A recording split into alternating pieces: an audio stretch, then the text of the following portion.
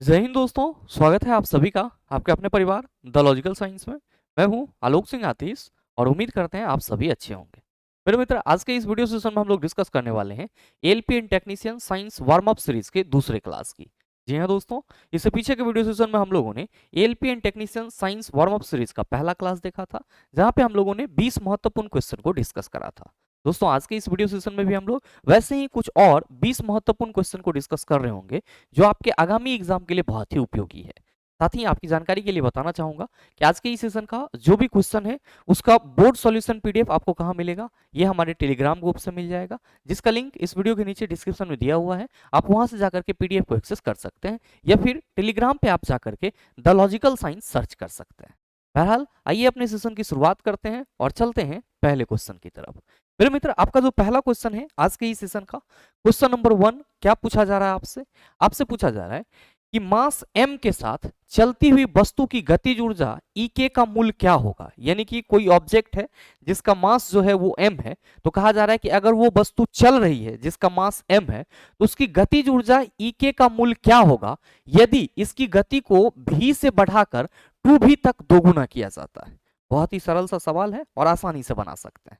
ध्यान दीजिएगा कि अगर हम लोग बात करते हैं किसी m ऑब्जेक्ट की, यानी कि m द्रव्यमान वाले ऑब्जेक्ट की जिसका वेग v है, तो इसका जो गतिज ऊर्जा होगा E के वो कितना होगा? आप सभी कहेंगे कि गुरुजी हाफ mv² हो जाएगा। यानी कि जब ऑब्जेक्ट का मास क्या हो, m हो, और वो v वेग से चल रहा हो, तो उसकी गतिज ऊर्जा क्या होगी? आप कहेंगे सर हाफ mv² हो जाएगा।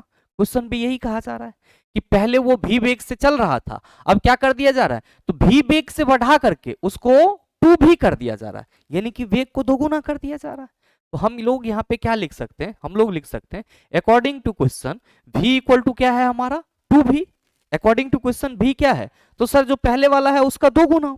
हम लोग क्या कहेंगे कि सर जो ई के होगा, यानी कि अकॉर्डिंग टू क्वेश्चन गतिज ऊर्जा जो होगा वो क्या होगा, तो हाफ, और यहाँ पे मास तो सर सेम ही रहेगा, क्योंकि इसी m मास के ऑब्जेक्ट का वेग पहले v था और फिर बढ़ा करके इसको दोगुना कर दिया गया है। तो आप कहेंगे सर मास तो सेम रहेगा, तो गुना m और 2v का स्क्वायर। क्यों? क्योंकि सर गतिज ऊर्जा का फॉर्मूला होता है v², इसीलिए v इक्वल टू 2v है, तो 2v का स्क्वायर हो जाएगा। क्या कहोगे कि सर जी हाफ m इंटू ये हो जाएगा 4v², और साथ ही इसको हम लोग 4 इंटू क्या लिख सकते हैं सर, हाफ mv² लिख सकते हैं। मतलब जो आपका नया वाला गतिज ऊर्जा होगा वेग के दोगुना करने से वो क्या हो जाएगा, तो सर पहले के गतिज ऊर्जा का 4 गुना हो जाएगा। इसको आप 4ke लिख लो या फिर 4e लिख लो, बात बराबर है। तो आप देख लीजिए किस ऑप्शन में है। पहले ऑप्शन में है 2e नहीं होगा, दूसरे में है कोई परिवर्तन नहीं होगा, परिवर्तन तो होगा, तीसरे में है 4e। सही आंसर क्या हो जाएगा? ऑप्शन नंबर सी हो जाएगा। तो ये चीज हमेशा ध्यान में रखिएगा कि अगर कभी भी गतिज ऊर्जा की बात करेंगे तो वो किस पर डिपेंड करेगा सर, वस्तु के वेग पर डिपेंड करेगा। हालांकि गतिज ऊर्जा जो है वो वस्तु के द्रव्यमान और वेग दोनों का गुणनफल है, आप देख रहे हैं mv²। लेकिन हम लोग कुछ स्थिति में जब ये कह रहे होते हैं कि सर सेम ही ऑब्जेक्ट का वेग बदल जा रहा है, यानी कि मान लीजिए कि हम ही हैं, मतलब कुछ समय के लिए हम 5 मीटर पर सेकंड के स्पीड से चल रहे हैं और उसके बाद 10 मीटर पर सेकंड के स्पीड से चल रहे हैं, तो इतना देर जो हमने अपने वेग को बदला इतने समय में, तो जो हमारा यहाँ पे पहले वाला गतिज ऊर्जा होगा वो पहले वेग के साथ होगा, जो दूसरे वाला होगा वो दूसरे वेग के साथ होगा। तो ये चीज आप सभी ध्यान में रखेंगे। और दोनों ही कंडीशन में हमारा मास क्या रहेगा, तो सर जितना आप हैं उतना ही पहले स्थिति में भी रहिएगा, उतना ही दूसर का स्थिति में भी रहिएगा। तो ये चीज आप सभी ध्यान में रखिएगा। और एक और आपको कल क्वेश्चन पूछा गया था गतिज ऊर्जा से संबंधित, तो ध्यान में रखेंगे। जैसे यहाँ पे कहा जा रहा है कि वस्तु v वेग से चल रही है और फिर उसके वेग को 2v कर दिया गया, तो सर वेग में परिवर्तन हुआ। तो अब अगर आपसे ये पूछ लिया जाता कि यहाँ पे किया गया कार्य कितना होगा, तब आप क्या कहते? तो याद कीजिए, मैंने आपको कल के सेशन में बताया था कि अगर वस्तु का वेग परिवर्तित हो रहा हो, अगर वस्तु का वेग परिवर्तित हो रहा हो, if the velocity of the same object, if the velocity of the same object will be changed, same object will be changed, तब जो आपका वर्क डन होगा वो क्या होगा? आप सभी ध्यान में रखना, आप सभी ध्यान में रखना कि के ई एफ माइनस KEI होगा, यानी कि गतिज ऊर्जा में परिवर्तन के बराबर होगा। If the velocity of the same object will be change, अगर वेग चेंज हो रहा है तो उसके द्वारा किया गया कार्य सर अंतिम गतिज ऊर्जा में से प्रारंभिक गतिज ऊर्जा को घटा लेंगे, वही हमारा क्या हो जाएगा, किया गया कार्य हो जाएगा। याद रखिएगा कि अंतिम गतिज ऊर्जा को KEF फाइनल काइनेटिक एनर्जी और प्रारंभिक गतिज ऊर्जा को KEI यानी कि प्रारंभिक काइनेटिक एनर्जी, इससे हम लोग रिप्रेजेंट करते हैं। और साथ ही आप सभी ध्यान में रखेंगे कि किसी वस्तु की स्थिति के चलते जो ऊर्जा होगी उसको हम लोग स्थितिज ऊर्जा कहते हैं, और स्थितिज ऊर्जा PE इक्वल टू हम लोग क्या फॉर्मूला लिखते हैं, तो सर mgh लिखते हैं। ये चीज भी आप सभी ध्यान में रखिएगा। आइए बात करते हैं अगले क्वेश्चन की। मेरे मित्रों उससे पहले मैंने आपको 12 तारीख के वीडियो में बताया था, स्ट्रेटजी वाले वीडियो में, कि जो भी बच्चे ALP एंड टेक्नीशियन के लिए साइंस को पूरी तरह से फाउंडेशन तरीके से पढ़ना चाहते हैं और CBT 1 और CBT 2 दोनों के लिए, तो आप हमारे साथ जुड़ सकते हैं। अगर आपको लगता है कि सर की पढ़ाई हमें सूट कर रही है तो आप हमारे साथ आ सकते हैं। और बहुत सारे सीरियस स्टूडेंट थे जिन्होंने बताया था सर कुछ फी कम हो जाता तो बढ़िया रहता, और इसीलिए मैंने आप सबों को जानकारी भी दी थी कि 12 से 15 दिसंबर के बीच में आप जो है जो ALP एंड टेक्नीशियन का basic science and engineering drawing है, मतलब क्या कि जो आपका CBT 2 ओनली के लिए बैच है उसमें आप 149 में इनरोल हो सकते हैं, ठीक है। और ध्यान दीजिएगा कल तक 15 दिसंबर तक 12 बजे रात तक। और जो आपका ALP and technician combo batch है इसमें आप 15 दिसंबर के 12 बजे रात तक 349 में क्या हो सकते हैं सर, इनरोल हो सकते हैं। ध्यान में रखिएगा अगर आप कॉम्बो बैच ले रहे हैं तो आपको ये बैच लेने की जरूरत नहीं है, ठीक है। और ये बैच उनके लिए है जो साइंस पहले से पढ़ लिए हैं और उनको लग रहा है कि नहीं सर एक बार basic science and engineering drawing हमको करना है, तो 2 जनवरी से ये बैच स्टार्ट हो रहा है। आप इसमें अभी एडमिशन ले सकते हैं। अभी 15 तारीख तक आप मात्र इसमें 149 में एडमिशन ले सकते हैं। बाद बाकी वैसे जो भी स्टूडेंट जो ALP and tech combo batch ले चुके हैं या लेने का मन बना रहे हैं, अगर वो ये बैच लेते हैं तो ये बैच नहीं लेंगे, क्योंकि बहुत सारे मित्रों को ये कंफ्यूजन रहता है। और दूसरा कंफ्यूजन जो मैं कल के वीडियो में नहीं बता पाया था आपको, वो ये कि बहुत सारे मित्र सोच रहे हैं कि सर ये जो बैच है ये हमको मिलेगा कहाँ, तो ये बैच आपको एप्लीकेशन पे मिलेगा। और जो एप्लीकेशन है वो यूट्यूब चैनल का ही नाम है, यानी कि आप गूगल प्ले स्टोर पे जाकर के द लॉजिकल साइंस सर्च कर लेंगे तो वहां पे आपको एप्लीकेशन मिल जाएगा, और वहां पे ALP एंड टेक कैटेगरी में जाकर के इस दोनों में से जैसी आपकी रिक्वायरमेंट है वो बैच ले सकते हैं। और अगर आपको अदर जानकारी चाहिए तो सर यहाँ पे नंबर दिया हुआ है, इस नंबर पे आप कॉल या व्हाट्सएप कर करके अदर जानकारी ले सकते हैं बैच से संबंधित। याद रखिएगा वैलिडिटी को लेकर भी कई मित्रों के मन में कंफ्यूजन रहता है, तो जो कॉम्बो बैच है अपना, इसका जो वैलिडिटी है, इसका वैलिडिटी 2 साल का है, यानी कि 2 ईयर का है। और जो ये वाली बैच है सर इसका वैलिडिटी जो है ये 1 ईयर का है। ये चीज आप सभी ध्यान में रखिएगा। और कल तक आप रात 12 बजे तक सर इस बैच में इस फी में इनरोल हो सकते हैं, ठीक है। तो ये कंफ्यूजन आपका दूर हो गया कि वैलिडिटी कितनी होगी और ये किस जगह पे मिलेगा। तो गूगल प्ले स्टोर पे जाकर के आप द लॉजिकल साइंस सर्च करेंगे तो आपको लोगो मिल जाएगा वहां पे, और या नहीं तो फिर मैं वीडियो के डिस्क्रिप्शन में सर लिंक दे दूंगा एप्लीकेशन का, आप वहां से आप एप्लीकेशन को डाउनलोड कर लेना। बहरहाल आगे बढ़ते हैं और अगला क्वेश्चन आप सबों के सामने है। क्वेश्चन नंबर 2 क्या पूछा जा रहा है आपसे? आपसे पूछा जा रहा है कि अपने बाएं हाथ में पेन को पकड़कर एक व्यक्ति अपना प्रतिबिंब शीशे में देखता है कि पेन दाएं हाथ में है। यह निम्न में से किस घटना के कारण होता है? A person holding a pen in his left hand sees his reflection in the mirror holding the pen in his right hand. This is due to which of the following phenomena? Diffuse reflection, total internal reflection, अपवर्तन और lateral inversion। क्या होगा इसका answer? मेरे मित्र आप सभी ध्यान में रखेंगे कि अगर हम लोग बात करते हैं किसकी, पार्श्व व्युत्क्रम यानी कि लेटरल इन्वर्सन की, तो इसमें क्या होता है, तो सर इसमें वस्तु का जो बायां भाग होता है वो प्रतिबिंब में दाएं भाग के रूप में दिखता है, और वस्तु का जो दायां भाग होता है वो प्रतिबिंब में बाएं भाग के रूप में दिखता है। जैसे कि अभी हम यहाँ पे खड़े हैं, या मान लीजिए हमारे जगह आप ही खड़े होते और आपके हाथ में इस तरह का कोई पेन होता, या फिर आप ऐसा कोशिश भी कर सकते हैं, अपने घर में बड़ा सा मिरर लगा हुआ होगा, आप अपने हाथ में पेन ले लेना और पेन को बाएं हाथ में पकड़ लेना। आप क्या देखोगे, जो सर दर्पण के सामने आप खड़ा होंगे तो जो दर्पण में आपका प्रतिबिंब बन रहा है उसके दाएं हाथ में पेन दिखेगा। तो वस्तु के बाएं भाग का दर्पण में दाएं भाग में दिखना और वस्तु के दाएं भाग का दर्पण में बाएं भाग के रूप में दिखना, ऐसी घटना को हम लोग पार्श्व व्युत्क्रम यानी कि लेटरल इन्वर्सन कहते हैं। क्या कहते हैं सर? लेटरल इन्वर्जन कहते हैं। और जो क्वेश्चन करा जा रहा है कि अपने बाएं हाथ में पेन को पकड़कर एक व्यक्ति अपना प्रतिबिंब शीशे में देखता है कि पेन दाएं हाथ में है, यह निम्न में से किस घटना के कारण है? तो आप सभी कहेंगे कि सर वस्तु का बायां भाग का दर्पण के प्रतिबिंब में दाएं भाग के रूप में अपीयर होना और वस्तु के दाएं भाग का प्रतिबिंब में बाएं भाग के रूप में अपीयर होना पार्श्व व्युत्क्रम कहलाता है। तो सही आंसर हमारा ऑप्शन नंबर डी हो जाएगा। मेरे ख्याल से ये चीजें आप समझ पाए होंगे और आप ऐसा अपने घर में भी ट्राई कर सकते हैं। Now the point is that sir पहले ऑप्शन में डिफ्यूज रिफ्लेक्शन की बात की जा रही है, ये क्या होता है? मेरे मित्र आप सभी ध्यान में रखेंगे कि अगर हम सीधे रिफ्लेक्शन की बात करें तो आप क्या कहेंगे?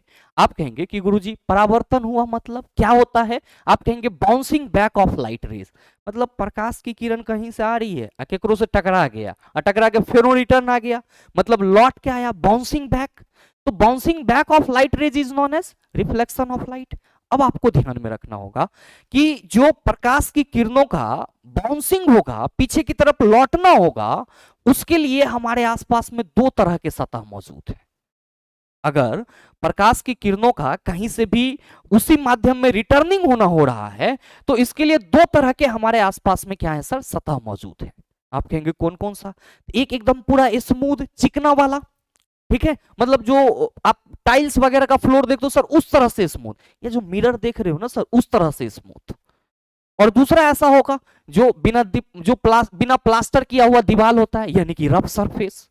तो आपको ये ध्यान में रखना होगा कि जो रिफ्लेक्शन होगा वो सरफेस पे डिपेंड करेगा कि सरफेस जो है वो कैसा है हमारा, तो रफ है या फिर क्या है सर? स्मूथ है। और याद रखिएगा कि अगर किसी स्मूथ सरफेस से रिफ्लेक्शन की घटना हो रही है तो सभी प्रकाश की किरणें एक दूसरे के पैरेलल आएगी और परावर्तित भी क्या होगी सर? पैरेलल हो जाएगी। और इस प्रकार के रिफ्लेक्शन को हम लोग क्या कहते हैं? नियमित परावर्तन यानी कि रेगुलर रिफ्लेक्शन कहते हैं। और मेरे मित्र आप सभी ध्यान में रखेंगे कि अगर हमारा सरफेस खुरदरा है तब यहां पे जो आपका परावर्तन की घटना देखने को मिलती है, यहां पे जो परावर्तन की घटना देखने को मिलती है, इस प्रकार की घटना को हम लोग क्या कहते हैं सर? डिफ्यूज रिफ्लेक्शन, या फिर इसी को हम लोग क्या कहते हैं? अनियमित परावर्तन कहते हैं। तो क्या कहिएगा कि परावर्तन दो चीज पर डिपेंड करेगा, यानी कि अगर सतह चिकना है तो उसको हम लोग क्या कहेंगे? नियमित परावर्तन, और अगर सतह हमारा खुरदरा है तो उसको हम लोग क्या कहेंगे? अनियमित परावर्तन।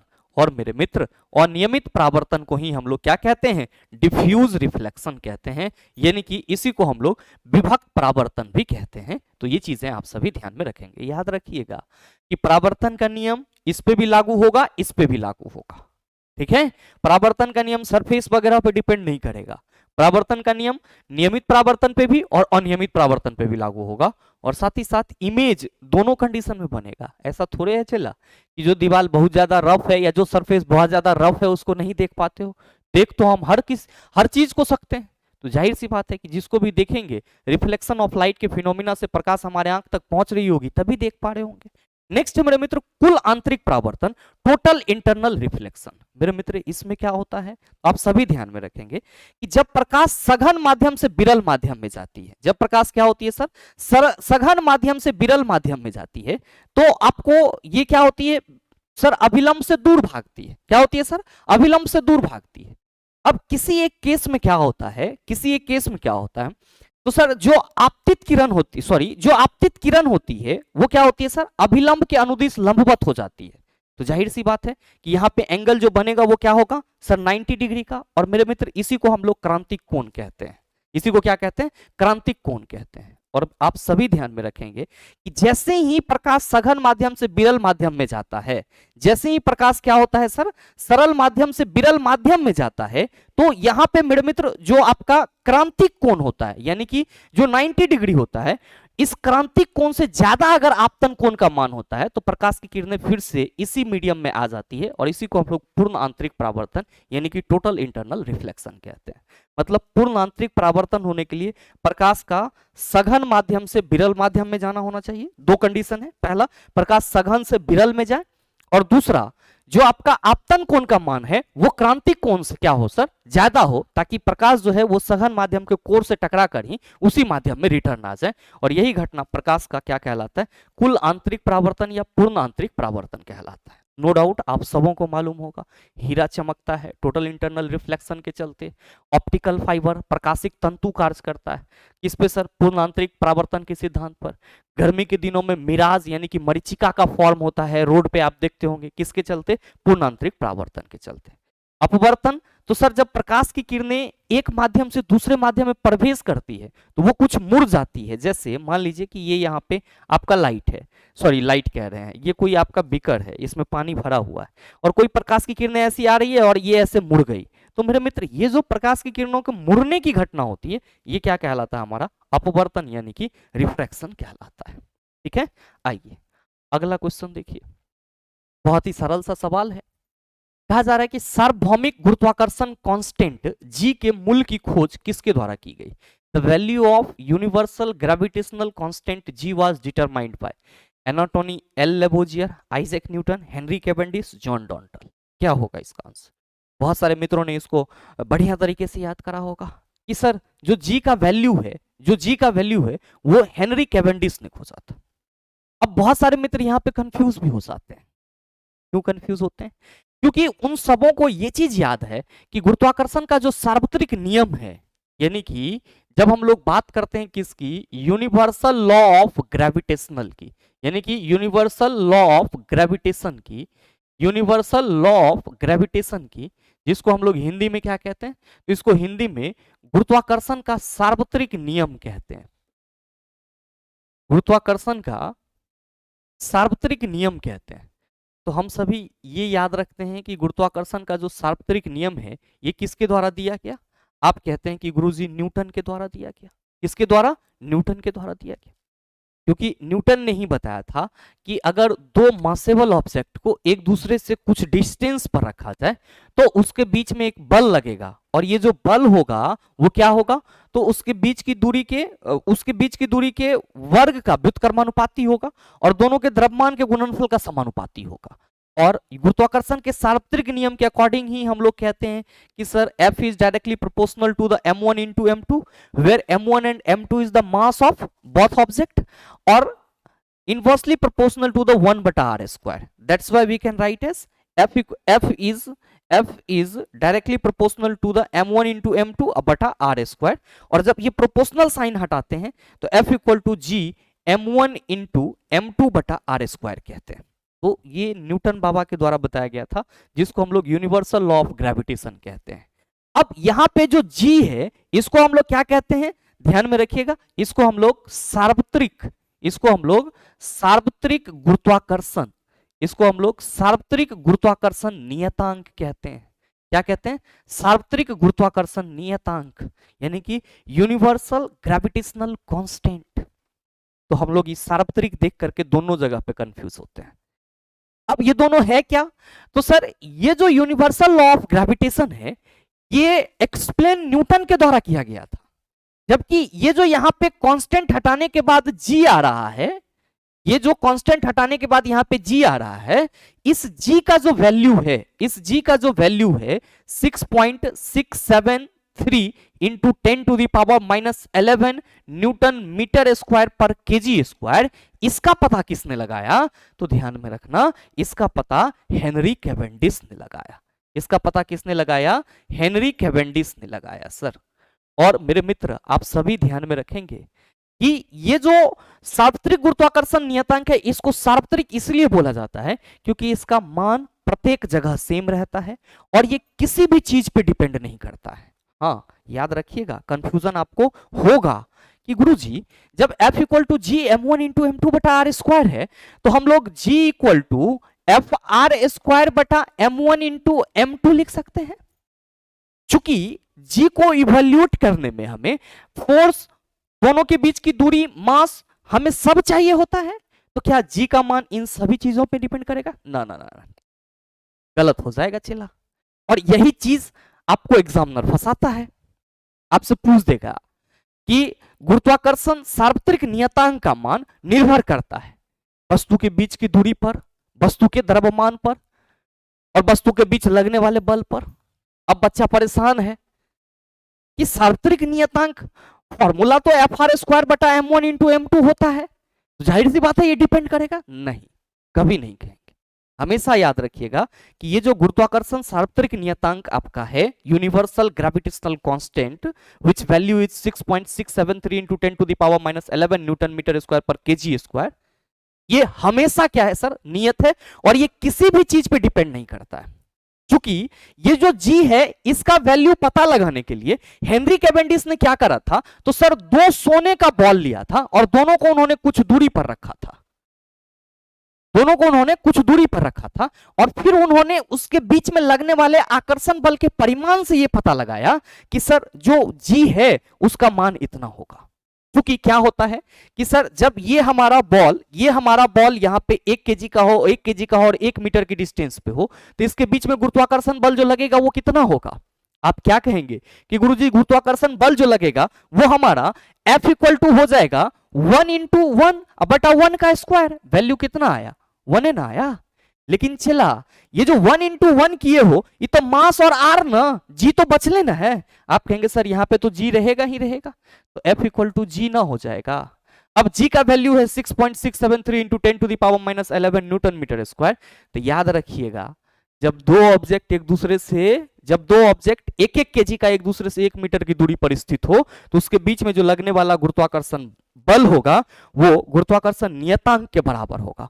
बल पूछेगा तो ई वैल्यू के लास्ट में न्यूटन लगा देना, और पूछेगा किसके बराबर है, तो गुरुत्वाकर्षण नियतांक के बराबर है, जिसका वैल्यू तो sir 6.673 into 10 to the power -11 newton metre square per kg square. आप कहेंगे चलो सर इसका ऑपरेशन हो गया। ये बताओ सर ये एनाटोनी एल लैवोसियर, मेरे मित्र केमिस्ट्री में बहुत ज्यादा इनका इंपॉर्टेंस, क्योंकि जो केमिस्ट्री का दरवाजा हम लोग कहते हैं किसको, अब बहुत सारे मित्रों को ये नहीं पता होगा। मेरे मित्र याद रखिएगा कि जैसे ही आप केमिस्ट्री पढ़ना सीखेंगे तत्व यौगिक और मिश्रण की दुनिया से आगे बढ़ते हैं, तो आपको चैप्टर मिलता है एटम्स, मॉलिक्यूल्स एंड आयन, और ये जो एटम के बारे में समझ है यही केमिस्ट्री की क्या है सर, दुनिया है। और आपको ये जान करके ताज्जुब होगी कि जो बेसिक केमिस्ट्री का सबसे मतलब बेसिक चीज है वो है लॉ ऑफ केमिकल कंपोजिशन या फिर लॉ ऑफ केमिकल कॉम्बिनेशन, रासायनिक संयोग के नियम। और रासायनिक संयोग के जो नियम है उसमें द्रव्यमान संरक्षण सिद्धांत आता है, निश्चित अनुपात का नियम आता है, गुणित अनुपात का नियम आता है। और द्रव्यमान संरक्षण सिद्धांत यानी कि मास कंजर्वेशन लॉ की खोज किसने करा था, एनाटोनी एल लैवोसियर ने करा था। और आपको जान करके ये ताजुब होगी कि जो हम लोग पढ़ते आ रहे हैं कि तत्व जो है वो पदार्थ का वैसा एक मूल रूप है, मतलब बेसिक रूप है, जिसको किसी भी रासायनिक प्रतिक्रिया के द्वारा 2 या 2 से अधिक भागों में विभाजित नहीं किया जा सकता है। ये बात भी किसने बताया था, लैवोसियर ने बताया था। तो ये सारी चीजें सर एनसीईआरटी की लाइन है। जब तक आप प्रीवियस ईयर और प्रैक्टिस सेट को एनसीईआरटी के पॉइंट ऑफ व्यू से प्रैक्टिस नहीं करेंगे, चला हम लोग कितना भी टिक लगा ले पीवाईक्यू पे, जो मेन रियल कंसेप्ट है और साइंस का डेप्थ है वहां तक नहीं पहुंच पाओगे। मैं सुनता हूं बहुत सारे मित्र कमेंट करते हैं कि गुरुजी आप बहुत डीप में चले जाते हो। इसलिए चले जाते हैं कि अगर आपने सेशन देखने के बाद बुक नहीं भी पढ़ा और क्वेश्चन उसके इर्द गिर्द से भी आ गया, तो आपको ये एहसास ना पढ़ना पड़े या ये एहसास ना हो कि आपने एनसीईआरटी नहीं पढ़ा। तो एनसीईआरटी बेस्ड पे चीजों को क्लियर करने का प्रयास जरूर कीजिएगा, हमारा तो रहता ही है। आप कहेंगे चलो सर एनाटोनी एल लैवोसियर के बारे में याद रखेंगे, तत्व की परिभाषा और साथ ही साथ द्रव्यमान संरक्षण सिद्धांत। आइजैक न्यूटन तो क्या दिए थे sir, universal law of gravitation. Henry Cavendish sir जो जी है उसकी मान की खोज करा। और जॉन डाल्टन तो सर परमाणु सिद्धांत किसके द्वारा, डाल्टन के द्वारा दिया गया पहला। और याद रखेंगे कि डाल्टन के परमाणु सिद्धांत के अनुसार ही क्या है, परमाणु अविभाज्य है, इंडिविजिबल है। तो कई बार सवाल पूछ लिया जाता है कि निम्नलिखित में से किसके अनुसार परमाणु अविभाज्य है, आप कहेंगे जॉन डाल्टन। नेक्स्ट क्वेश्चन देखिएगा, क्वेश्चन नंबर 4, बड़ा ही सरल सा सवाल कि अम्ल का गुण नहीं है, एसिड का प्रॉपर्टीज नहीं है। अम्ल का स्वाद कैसा होता है चला, आप कहोगे सर खट्टा होता है। और साथ ही ये क्या देता है, आप कहेंगे सर वाटर में डिजॉल्व होगा तो ये H+ आयन देगा। देख लीजिए अम्ल नीले लिटमस को लाल में परिवर्तित कर देता है। अब पूछा जा रहा है कि अम्ल का गुण नहीं है, तो यहाँ पे भी ध्यान में रखेंगे कि ये जो लिटमस की बात की जा रही है चिला जी, ये लिटमस क्या है हमारा, आप सभी ध्यान में रखेंगे, ये एसिड बेस इंडिकेटर के रूप में कार्य करता है, अम्ल क्षार सूचक के रूप में कार्य करता है। तो अम्ल क्षार सूचक वैसे पदार्थ होते हैं जो किसी भी विलयन की अम्लीयता और क्षारीयता के बारे में बताती है। और जनरली अगर हम लोग लिटमस की बात करते हैं, ये क्या है आपका प्राकृतिक अम्ल क्षार सूचक है, जिसको हम लोग थैलोफाइटा वर्ग के लाइकेन नामक प्लांट से क्या करते हैं, तैयार करते हैं। और लिटमस पेपर दो टाइप के होते हैं, एक होता है आपका red litmus paper, red litmus paper, और दूसरा होता है आपका blue litmus paper, blue litmus paper. तो ध्यान में रखिएगा कि जो आपका अम्ल होगा, जो अम्ल होगा, एसिड जो है वो ब्लू लिटमस को क्या करेगा, रेड कर देगा, और जो सर बेस होगा वो रेड लिटमस को क्या करेगा, ब्लू कर देगा। क्या कहा जा रहा है कि अम्ल नीले लिटमस को लाल में परिवर्तित कर देता है, एसिड ब्लू यानी कि नीला लिटमस को रेड में परिवर्तित कर देता है। ये बात तो सही है चला, पहला ऑप्शन तो सही है। आपको सेलेक्ट करना है कि गुण नहीं है। अम्ल का स्वाद खट्टा होता है, ये भी बात सही, अम्ल का स्वाद कड़वा होता है, स्वाद कड़वा होता है चला। आप कहोगे गुरुजी बिल्कुल नहीं। फिर है अम्ल क्षार के साथ मिलकर लवण बनाता है, बिल्कुल। तो आप क्या कहिएगा कि सर ए बी और डी सही, ए बी डी सही है और अम्ल का गुण नहीं है, तो सर अम्ल का स्वाद कड़वा होता है, गुण नहीं है। सही आंसर ऑप्शन नंबर सी होगा, इसका स्वाद कड़वा होगा। तो सर इसके उलट में जो इसका भाई है बेस, बेस का स्वाद जो है वो कैसा होता है सर, कड़वा, और छूने पे साबुन जैसा चिकनाहट होता है, और जल में डिजोल्व होने पर OH माइनस आयन देता है, उसी को तो हम लोग बेस कहते हैं, भस्म कहते हैं। अच्छा याद रखिएगा, बेस और भस्म और क्षार दोनों एक चीज नहीं है। जो भस्म जल में घुलनशील होते हैं उसी को क्षार बोला जाता है, अदरवाइज और किसी को क्षार नहीं बोला जाता है, ये चीज ध्यान में रखिएगा। अच्छा, अम्ल क्षार के साथ मिलकर लवण बनाता है, याद रखिएगा, अम्ल क्षार के साथ मिलेगा तो खाली लवणे न बनेगा, जलो बनेगा। क्या कहिएगा कि अम्ल और क्षार अगर अभिक्रिया करेगा तो यहां पे हमारा लवण और क्या बनेगा, जल। याद रखिएगा, ये जो अभिक्रिया है इसको क्या कहते हैं, उदासीनीकरण अभिक्रिया, उदासीनीकरण यानी कि न्यूट्रलाइजेशन रिएक्शन। तो आप ये कह सकते हैं कि in a neutralization reaction acid reacted with base then they form salt and water. ठीक है, नेक्स्ट क्वेश्चन देखिएगा, क्वेश्चन नंबर 5, बहुत ही सरल सा सवाल कि यदि कोई वस्तु r त्रिज्या के वृत्ताकार पाथ के चारों ओर जाने में t सेकंड का समय लेती है तो वेग v निम्न में से किसके द्वारा दिया जाता है। मतलब बहुत ही सिंपल सवाल पूछा जा रहा है कि कोई आपका एक वृत्ताकार मार्ग है जिसकी त्रिज्या चला जी r है, कहा जा रहा है कि इस पे कोई वस्तु जो है वो क्या कर रहा है, v वेग से गति कर रहा है, यानी कि इस पे मान लीजिए कि ये पिंड है और ये v वेग से चल रहा है। आपसे पूछा जा रहा है कि t सेकंड समय लेती है, यानी कि इसको एक चक्कर लगाने में ये पूरा यहां से चलती है और यहां से घूम फिर के फिर यहीं पे आती है, तो एक पूरा चक्कर लगाने में ये कितना टाइम लेती है सर, t सेकंड लेती है, यानी कि t समय लेती है। तो पूछा जा रहा है कि वेग v निम्न में से किसके द्वारा ज्ञात होगा। क्या कहोगे, क्या कहोगे सर कि सर वेग की बात की जा रही है तो विस्थापन बटा समय होगा, क्योंकि विस्थापन में परिवर्तन की दर को वेग कहते हैं। अच्छा, यहाँ पे तो सर जो ये आदमी चलेगा या वस्तु चलेगा वो तो इसके परिधि के अकॉर्डिंग चलेगा, आप कहेंगे बिल्कुल। तो चला जी, यहाँ पे जो d होगा वो क्या होगा, आप कहेंगे सर वृत्त के परिधि के बराबर, d इक्वल टू वृत्त का परिधि कितना, 2 पाई r ना, 2 पाई r ना। क्या कहिएगा कि गुरुजी जब डिस्प्लेसमेंट 2 पाई r आ गया तब वेलोसिटी हम 2 पाई r बटा t ना कह सकते हैं। तो चला ये है ना, पूछा जा रहा है कि यदि कोई वस्तु त्रिज्या r के वृत्ताकार पथ के चारों ओर जाने में t सेकंड का समय लेती है तो वेग v निम्न में से किसके द्वारा दिया जाता है, 2 पाई r बटा t के द्वारा दिया जाता है। देख लीजिए ऑप्शन में, आप कहेंगे सर पहले ही ऑप्शन में है, तो सही आंसर ऑप्शन नंबर बी हो गया, सॉरी ए हो गया। अब आपके मन में आ रहा है कि गुरुजी हमें ये बता दो, हमने कई बार सुना है कि एक समान वृत्तीय गति त्वरित गति का उदाहरण होती है, इसका मतलब क्या हुआ, जबकि आपने पढ़ाया है कल के सेशन में, कल ही आप बोल रहे थे कि जब वेग नियत हो, एक समान हो तो त्वरण 0 होगा। तो फिर एक समान वृत्तीय गति त्वरित गति का उदाहरण कैसे होता है। मेरे मित्र माजरा क्या है पहले तो ये समझो। जैसे अगर हम आपको यहाँ पे बोलें, अगर हम आपको बोलें कि चला जी कोई व्यक्ति है और ये इस पे 40 मीटर पर सेकंड के रफ्तार से चल रही है, 40 मीटर पर सेकंड के रफ्तार से इसका चक्कर लगा रही है और यह रफ्तार से पूरा चक्कर लगा रही है, हम कहेंगे सर ये एक समान वृत्तीय चाल हो गई इसकी, बिल्कुल हो गई। लेकिन इसका जो 40 मीटर पर सेकेंड के वेग से पूरा चक्कर लगाना होगा वो त्वरित गति का उदाहरण होगा। आप कहेंगे फिर से त्वरित क्यों कह रहे हैं? ध्यान दीजिएगा कि जब हम त्वरण की बात करते हैं चिल्ला, तो A इक्वल टू हम लोग क्या कहते हैं? dv बटा dt कहते हैं। चूंकि त्वरण जो है वो एक हमारा सदिश राशि है, त्वरण जो है वो एक सदिश राशि है, तो जाहिर सी बात है कि दिशा और परिमाण दोनों जरूरी है इसके लिए। और अगर दिशा और परिमाण में से कोई एक भी परिवर्तित होगा तो हम कहेंगे सर वो परिवर्तित होगा। उसी तरीके से यहाँ पे जो वेग है वो भी सदिश राशि है और ये भी दिशा और परिमाण दोनों चाहिए इसको। तो अगर हमारा वेग का परिमाण समान है लेकिन वेग की दिशा प्रत्येक बिंदु पर बदल रही है तो क्या हमारा वेग परिवर्तित नहीं हो रहा है? आप कहेंगे बिल्कुल हो रहा है। चला जी, अगर ये व्यक्ति 40 मीटर पर सेकंड के वेग से चल रहा है तो चल तो ठीक ही रहा है, लेकिन प्रत्येक बिंदु पर इसकी डायरेक्शन बदल जा रही है। क्योंकि वेग की डायरेक्शन बदल जा रही है इसलिए वेग परिवर्तित होगी और इसीलिए कहते हैं कि एक समान वृत्तीय गति त्वरित गति का उदाहरण होता है। स्टार मार्क करके लिख लो चला।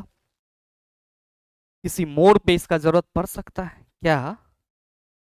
एक समान वृत्तीय गति, एक समान वृत्तीय गति त्वरित गति का उदाहरण होता है। एक समान वृत्तीय गति त्वरित गति का, ले पूरा मिट गया, एग्जाम्पल है। ठीक है, कोई दिक्कत नहीं होना चाहिए। अगला क्वेश्चन देखिएगा, क्वेश्चन नंबर 6, बहुत ही सरल सा सवाल कि प्रारंभिक भारतीय दार्शनिक के अनुसार प्रत्येक वस्तु डैश मूल तत्वों से बनी है। 5 कौन कौन सा? तो सर कहावत था क्षिति, जल, पावक, गगन, समीरा।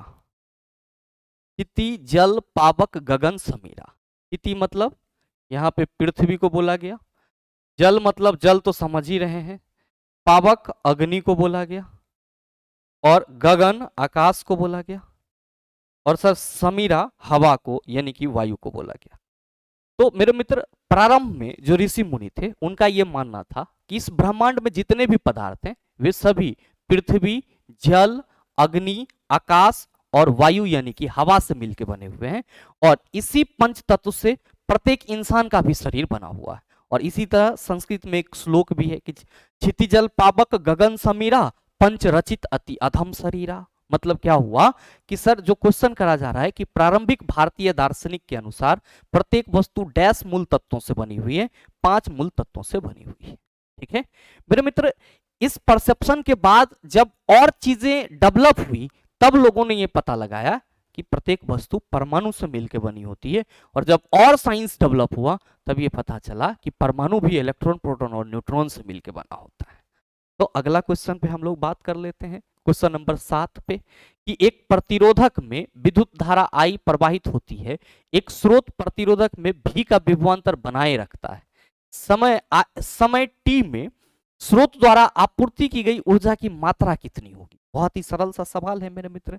जब क्वेश्चन में भी विभवांतर का जिक्र किया गया है और साथ ही साथ यहाँ पे समय t की भी बात की जा रही है और धारा I है, तो हम लोग सिंपल कहेंगे कि गुरुजी H इक्वल टू VIT हो जाएगा। अब आप कहिएगा कि सर ये अपने मुने आप कैसे कह दिए? हम अपना मन से नहीं कह रहे हैं। चला मान लो कि कोई चालक तार है, अब इससे I विद्युत धारा प्रवाहित हो रही है और इसका प्रतिरोध R है और ये I विद्युत धारा T समय तक प्रवाहित हो रही है, तो H इक्वल टू क्या होगा? आप कहोगे सर I स्क्वायर RT, यानी कि सर इस चालक तार से जैसी विद्युत प्रवाहित होगी तो ये गर्म हो जाएगा।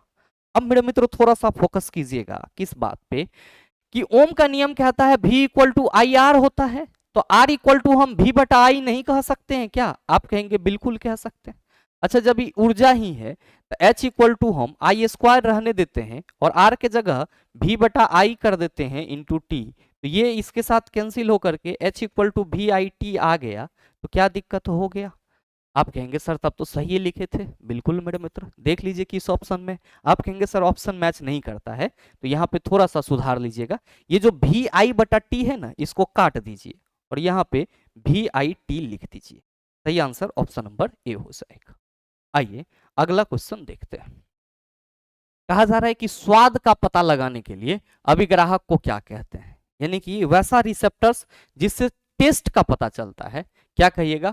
गस्टेटरी रिसेप्टर्स यानी कि रसवेदी अभिग्राहक बोला जाता है। और मेरे मित्र आप सबों को मालूम है कि स्वाद का पता किससे चलता है? आप कहते हैं सर टंग से, जीभ से। क्या है? एक मांसल संरचना है जिसका एक सिरा स्वतंत्र होता है, जीभ का बाहरी सिरा स्वतंत्र न होता है, और अगला सिरा सर हमारे कंठ द्वार से जुड़ा हुआ होता है। और जीभ पे क्या होती है? स्वाद कलियां, टेस्ट बर्ड्स होती है, जो हमें अलग अलग स्वाद, मीठा, नमकीन और तीखा का क्या करती है सर? पहचान करवाती है। और इसीलिए हम लोग क्या कहते हैं कि स्वाद का पता किससे लगाया जाएगा? रसवेदी अभिग्राहक यानी कि गस्टेटरी रिसेप्टर से लगाया जाएगा। और स्वाद का पता लगाने के लिए जीभ पे क्या मौजूद होता है? स्वाद कलियां, जिसको क्या कहते हैं? टेस्ट बर्ड्स कहते हैं। क्या जा रहा है? रासायनिक अभिग्राहक, केमिकल रिसेप्टर्स, ये तो होगा नहीं। अच्छा, घ्राण, ऑल्फैक्टरी रिसेप्टर्स, याद रखिएगा कि घ्राण अभिग्राहक है, मतलब वैसा चीज जो किसी भी चीज के स्मेल के लिए रिस्पॉन्सिबल होता है। जैसे आप कहते हो ना सर अच्छा स्मेल आ रहा है, खराब स्मेल आ रहा है, ये स्मेल को डिटेक्ट कौन करता है? तो सर जो ऑल्फैक्टरी रिसेप्टर्स होता है वो स्मेल को डिटेक्ट करता है। और सेंसरी रिसेप्टर्स, ये सर किसी भी प्रकार के संवेदना को रिसीव करता है। जैसे आप आराम से सोए हुए हो, आपके बॉडी के ऊपर में सर सांप अगर चलने लगे तो आपको पता चलेगा। ये कैसे पता चलेगा? सर हमारे संवेदना से, स्किन में संवेदना है, और स्किन जो है वो क्या है सर? हमारा सेंसरी ऑर्गन है। मेरे मित्र ध्यान में रखेंगे कि ये ऑल्फैक्टरी रिसेप्टर्स आप यहाँ पे पढ़ रहे हैं कि सर इसके थ्रू हम किसी भी चीज के स्मेल का पता लगा पाते हैं। तो एक आपका ऑल्फैक्टरी इंडिकेटर भी होता है। जी हाँ, बिल्कुल सही सोच सुन रहे हैं आप। जो घ्राण सूचक होता है उसके थ्रू हम लोग क्या करते हैं सर? अम्ल और भस्म में अंतर प्रतीत करते हैं। जैसे कि वनीला एसेंस हो गया, लौंग का तेल हो गया जिसको क्लोव ऑयल बोलते हैं, प्याज हो गया, ये सब ऑल्फैक्टरी एसिड बेस इंडिकेटर कहलाते हैं। तो ये याद रखिएगा कि जो घ्राण सूचक है यानी कि जो घ्राण अभिग्राहक है वो अलग अलग स्मेल के लिए रिस्पॉन्सिबल होगा। और जब ऑल्फैक्टरी इंडिकेटर की बात की जाएगी तो हम लोग कहेंगे ये एक प्रकार का क्या है? अम्ल क्षार सूचक है, जिसके अंतर्गत लौंग का तेल, प्याज और वनीला एसेंस आता है। नेक्स्ट क्वेश्चन देखिएगा, क्वेश्चन नंबर 9। आपसे कहा जा रहा है कि जब वस्तु को P और F के बीच रखा जाता है तब एक अवतल दर्पण द्वारा बनाई गई छवि की स्थिति का पता लगाएं। बहुत सिंपल है, ध्यान देंगे। यहां पे हम एक अवतल दर्पण बना लेते हैं, चला ये बना लिए। अब यहाँ पे ये इसका पोल, ये क्या होगा? फोकस, और ये क्या होगा? वक्रता केंद्र। क्वेश्चन में कहा जा रहा है कि जब वस्तु को P और F के बीच रखा जाता है, तो P और F के बीच यहां पे रख दिए। अब एगो प्रकाश की किरण ऐसा होगा जो मुख अक्ष के समांतर होगा। आप कहेंगे सर ये इस तरह से क्या हो जाएगा? परावर्तित हो जाएगा। ऐसे गया और ऐसे आया। अब मेरे मित्र आप सभी क्या कहेंगे कि सर एक प्रकाश की किरण ऐसा भी तो संभव हो सकता है जो इस पे मुख अक्ष के मुख अक्ष कह रहे हैं, जो वक्रता केंद्र के अनुदिश हो, वक्रता केंद्र के अनुदिश हो, ये इस तरीके से। आप कहेंगे बिल्कुल, वक्रता केंद्र के अनुदिश अगर कोई प्रकाश की किरण होगी तो सर जैसे आई है वो ऐसे ही रिटर्न चली जाएगी। आप कहेंगे सर दोनों को मिला दें अगर हम यहाँ पे, तो यहाँ पे हमारा प्रतिबिंब बनेगा जो कि दर्पण के पीछे है। तो जो क्वेश्चन करा जा रहा है कि जब वस्तु को P और F के बीच रखा जाता है, यानी कि अवतल दर्पण की पोल और ध्रुव के बीच रखा जाता है या ध्रुव और पोल के बीच रखा जाता है, तो प्रतिबिंब कहाँ बनेगा? आप कहेंगे दर्पण के पीछे। तो सही आंसर ऑप्शन नंबर सी हो जाएगा। प्रतिबिंब कैसा होगा सर? प्रतिबिंब काल्पनिक होगा। कैसा? काल्पनिक। और सर सीधा, और तो आप कहिएगा बड़ा होगा। कोई समस्या नहीं होना चाहिए। नेक्स्ट देखिए क्वेश्चन नंबर 10 कि जब हम आवधिक तालिका यहाँ पे पीटी को बोला जा रहा है, जब हम आवधिक तालिका के समूह में नीचे जाते हैं तो क्या होता है? सेलों की संख्या घट जाती है। मेरे मित्र ध्यान में रखेंगे कि जब हम पीरियोडिक टेबल में किसी वर्ग में ऊपर से नीचे आते हैं, किसी वर्ग में ऊपर से नीचे आते हैं, तो जो सेल की संख्या होती है वो बढ़ जाती है, घटती नहीं है। तो पहला ऑप्शन तो ये गलत हो गया। वैलेंस इलेक्ट्रॉन कम हो जाता है। याद रखिएगा कि अगर हम किसी आवर्त सारणी के वर्ग में ऊपर से नीचे आते हैं तो जो वैलेंस इलेक्ट्रॉन होते हैं, जो वैलेंस इलेक्ट्रॉन होते हैं वो समान होते हैं, यानी कि इसमें कोई परिवर्तन नहीं होता है। और इसीलिए हम लोग कहते हैं कि आवर्त सारणी के किसी एक वर्ग के जितने भी तत्व होंगे उन सभी में समान संयोजी इलेक्ट्रॉन पाए जाएंगे। तो जो कहा जा रहा है वैलेंस इलेक्ट्रॉन कम हो जाते हैं, ये बात तो गलत है। अब तीसरा है कि सेल की संख्या बढ़ जाती है, हमने आपको पहले ही बताया कि सेल की संख्या बढ़ जाएगी। आपके मन में आएगा क्यों बढ़ जाएगी? इसलिए बढ़ जाएगी कि जैसे जैसे हम नीचे आएंगे तो धात्विक गुण में वृद्धि होगा, और धात्विक गुण में वृद्धि होगा तो जो एटॉमिक नंबर है वो बढ़ेगा। एटॉमिक नंबर बढ़ेगा मतलब इलेक्ट्रॉन के अरेंजमेंट के लिए हमें ज्यादा से ज्यादा सेल चाहिए होगा। तो जाहिर सी बात है कि वर्ग में ऊपर से नीचे आएंगे तो जो सेलों की संख्या है वो क्या हो जाएगी? बढ़ जाएगी। जबकि वैलेंस इलेक्ट्रॉन की बात करेंगे तो वो तो कांस्टेंट रहता है, नियत रहता है। और फिर कहा जा रहा है कि परमाणु आकार कम हो जाता है। मेरे मित्र, जब सेल की संख्या बढ़ेगी तो जाहिर सी बात है कि परमाणु की त्रिज्या बढ़ेगी, और परमाणु की त्रिज्या बढ़ेगी तो परमाणु का आकार बढ़ेगा। मतलब ये भी बात गलत है, आकार कम नहीं होगा, बढ़ेगा। सही कौन है सर? ऑप्शन नंबर सी है। तो आप सभी क्या ध्यान में रखेंगे? आवर्त सारणी में किसी वर्ग में ऊपर से नीचे आने पर, आवर्त सारणी में किसी वर्ग में ऊपर से नीचे आने पर सेलों की संख्या क्या होती है? बढ़ जाती है। क्या होती है सर? बढ़ जाती है। वैलेंस इलेक्ट्रॉन कांस्टेंट यानी कि नियत होती है, समान होती है। परमाणु त्रिज्या बढ़ेगी, फलतः परमाणु का आकार क्या होगा? बढ़ जाएगा। और साथ ही कक्षा की संख्या भी क्या होगी? आप कहेंगे सर बढ़ जाएगी। और साथ ही मेरे मित्र, आवर्त सारणी में जब भी हम किसी वर्ग की बात करेंगे तो ऊपर से नीचे आएंगे, और आवर्त सारणी में अगर हम लोग आवर्त की बात करेंगे तो आवर्त में हम लोग कहां से कहां चलेंगे? आवर्त में हम लोग बाएं से दाएं चलेंगे। आवर्त में बाएं से क्या होंगे? दाएं चलेंगे। और आवर्त में अगर हम बाएं से दाएं जाएंगे तो संयोजी इलेक्ट्रॉन 1 से लेकर के 8 तक बढ़ेगा, और फिर क्या होगा? घटना शुरू हो जाएगा। और आवर्त सारणी में बाएं से दाएं जाने पे क्या होगा सर? अधात्विक गुण में वृद्धि होगी, क्योंकि बाएं भाग में आपको मेटल मिलता है और दाएं भाग में क्या मिलता है? नॉन मेटल मिलता है। ये चीज भी ध्यान में रखिएगा। अगला क्वेश्चन देखिएगा, क्वेश्चन नंबर 11। इससे इजी सवाल तो और कुछ हो ही नहीं सकता है। चला पूछा जा रहा है कि एक अल्कोहल का क्वथनांक 78 डिग्री सेल्सियस है, केल्विन में इसका वैल्यू कितना होगा? हम बता देते हैं। क्या बता देते हैं कि सर 78 में जो है आप 273 ऐड कर लीजिए। 78 में 273 केल्विन ऐड कर लीजिएगा। अच्छा, जोड़ के आंसर कितना होगा? जोड़ के आंसर कितना होगा नीचे कमेंट करके आप लोग बता दीजिए। ठीक है। और ऐसे डिग्री सेल्सियस को केल्विन में बदलने के लिए 273 हम लोग ऐड करते हैं, और केल्विन को डिग्री सेल्सियस में बदलने के लिए 273 घटा लेते हैं। शुद्ध वैल्यू 273.15 होता है, लेकिन हम लोग राउंड फिगर में 273 केल्विन लेते हैं। तो सही आंसर क्या होगा? जोर के सर जल्दी से नीचे कमेंट कर दीजिए, आपके कमेंट का इंतजार है। अगला क्वेश्चन देख लीजिए, बहुत ही सरल है कि m कक्षा में शामिल हो सकने वाले इलेक्ट्रॉन की अधिकतम संख्या कितनी हो? याद रखिएगा कि ये हमारा अगर कोई परमाणु है तो इसके बीच में नाभिक होगा, और इसके चारों ओर जो कक्षा है उसको पहला कक्षा बोलते हैं, k से रिप्रेजेंट करते हैं। दूसरा कक्षा l, तीसरा कक्षा m, और चौथा कक्षा की अगर बात करेंगे तो n। अब किसी एक कक्षा में जो अधिकतम इलेक्ट्रॉन की संख्या होगी, मैक्सिमम नंबर ऑफ इलेक्ट्रॉन जो होगा किसी एक कक्षा में, वो 2n² के बराबर होगा। नाभिक से सटा हुआ पहला कक्षा तो कक्षा संख्या 1, ई 2, एक कक्षा संख्या 3, ई 4। तो n equal to 1, n equal to 2, n equal to 3, n equal to 4।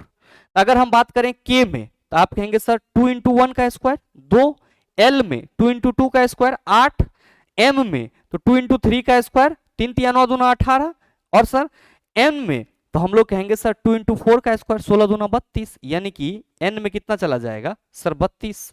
आपसे पूछा जा रहा है m में, तो आप कहिएगा 18। सही आंसर ऑप्शन नंबर डी हो जाएगा।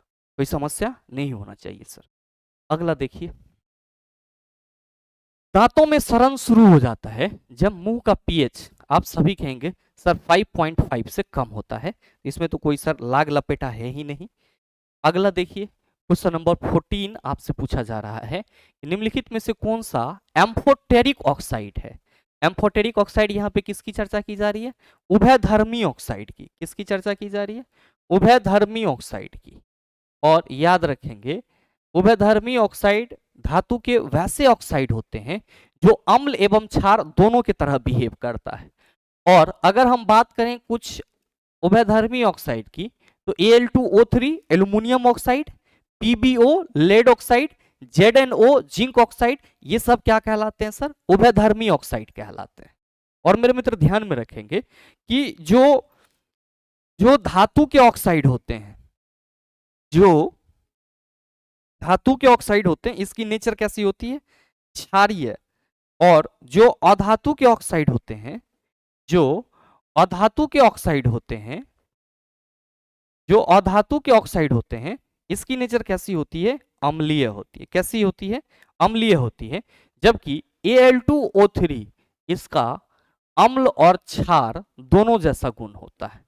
देख लीजिए किस ऑप्शन में है, कौन सा एक एम्फोटेरिक ऑक्साइड है? आप कहेंगे एल्यूमिनियम ऑक्साइड। सही आंसर ऑप्शन नंबर ए हो जाएगा। बाद बाकी आयरन 2 ऑक्साइड, कार्बन डाइऑक्साइड और मैग्नीशियम ऑक्साइड, क्या कहेंगे आप?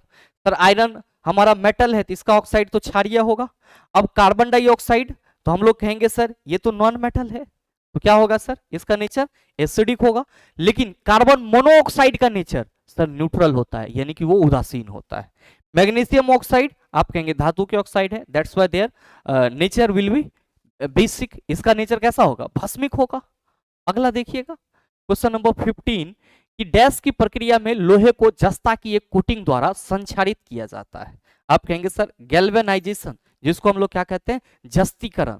तो जस्तीकरण की प्रक्रिया में लोहे के ऊपर क्या किया जाता है? जस्ता का एक लेप लगाया जाता है ताकि जो लोहा है वो संक्षारण से बचा रहे, यानी कि उस पर जंग लगने से वो बचा रहे। मेरे मित्र चिकनाई यानी कि ग्रीसिंग भी किया जाता है, तो ये बेसिकली घर्षण को कम करने के लिए किया जाता है।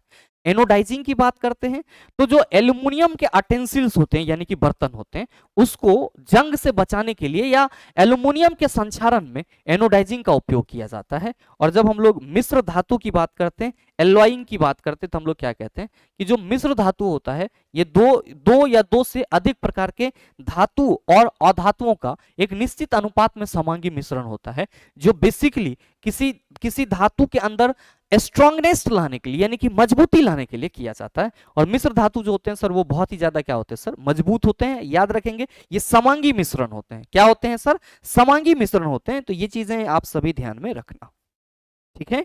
अगला क्वेश्चन देखिएगा क्वेश्चन नंबर 16 कि मानव नरों में मूत्र और वीर्य के प्रवाह के लिए एक ही अंग है जिसे डैश कहते हैं। मूत्र और वीर्य यानी कि यूरिन और स्पर्म दोनों के प्रवाह के लिए एक ही अंग है, क्या कहिएगा? कि सर यूरेथ्रा, जिसको हम लोग क्या कहते हैं? मूत्र मार्ग कहते हैं।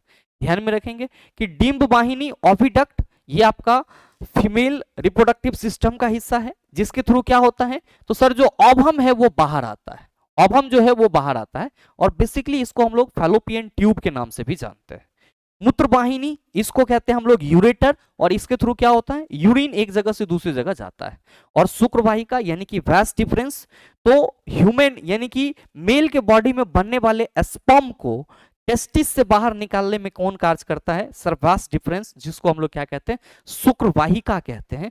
और याद रखेंगे कि पुरुषों की नसबंदी वेसेक्टोमी कहलाती है, जिसमें क्या किया जाता है? शुक्रवाहिका को किसी धागा से बांध दिया जाता है। तो पुरुषों की नसबंदी वेसेक्टोमी कहलाती है, शुक्रवाहिका को वैस डिफरेंस कहते हैं। तो वैस से वेसेक्टोमी याद रहेगा क्या होता है? तो सर इसमें जो वैस डिफरेंस है उसको बांध दिया जाता है परमानेंटली, ताकि उसे स्पर्म बाहर ना आए, और इसी को पुरुषों की नसबंदी कहते हैं। अगला है क्वेश्चन नंबर 17 कि ऊपर उठाए गए हथौड़े के पास क्या होता है? मेरे मित्र ना बनेगा आपसे, आप कहेंगे बिल्कुल बनेगा। किसी वस्तु की स्थिति के चलते स्थितिज ऊर्जा।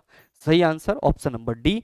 यांत्रिक ऊर्जा क्या होगा? याद रखिएगा के प्लस पीई, या फिर हाफ mv² प्लस mgh। अगला है मांसपेशीय ऊर्जा। हमारे मसल से जो ऊर्जा होगी उसको मांसपेशीय ऊर्जा कहेंगे, काइनेटिक एनर्जी, वस्तु के गति के चलते। अगला क्वेश्चन 18 नंबर कि उत्तक क्या होता है? What is a tissue? वे कोशिकाएं जो मूल रूप से भिन्न होती है परंतु दिखने और कार्य करने में समान होती है। कोई मतलब ही नहीं है सर।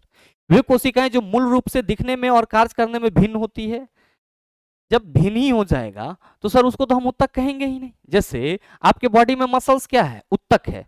तो मसल्स कोशिकाओं का वैसा समूह होता है जिसका जो आपका मूल संरचना होता है या देखने में एक जैसा होता है, और मिलके कार्य भी क्या करता है सर? तो एक विशिष्ट कार्य करता है। जैसे कि आपके बॉडी में मसल्स आपके बॉडी के मूवमेंट के लिए जरूरी है, तो मसल्स क्या है? मस्कुलर टिश्यू से बना हुआ है। तो यहाँ पे कहा जा रहा है तीसरे में कि वे कोशिकाएं जो मूल रूप से दिखने में और कार्य करने में समान होती है, एकरे तो चेला हम लोग उत्तक कहते हैं। फिर चौथा में कहा जा रहा है वे कोशिकाएं जो मूल रूप से समान होती है परंतु दिखने और कार्य करने में भिन्न होती है, तो अगर थोड़े हम उत्तक कहेंगे। जैसे आप उत्तक की बात करते हैं तो कहते हैं कोशिका का वैसा समूह जो दिखने में और आप कह सकते हो कि जिसकी संरचना समान हो और जो एक ही तरह के कार्य करने के लिए दक्ष हो। तो जो मस्कुलर टिश्यू है ये आपके बॉडी में मूवमेंट लाने के लिए पूरी तरह से दक्ष होगा।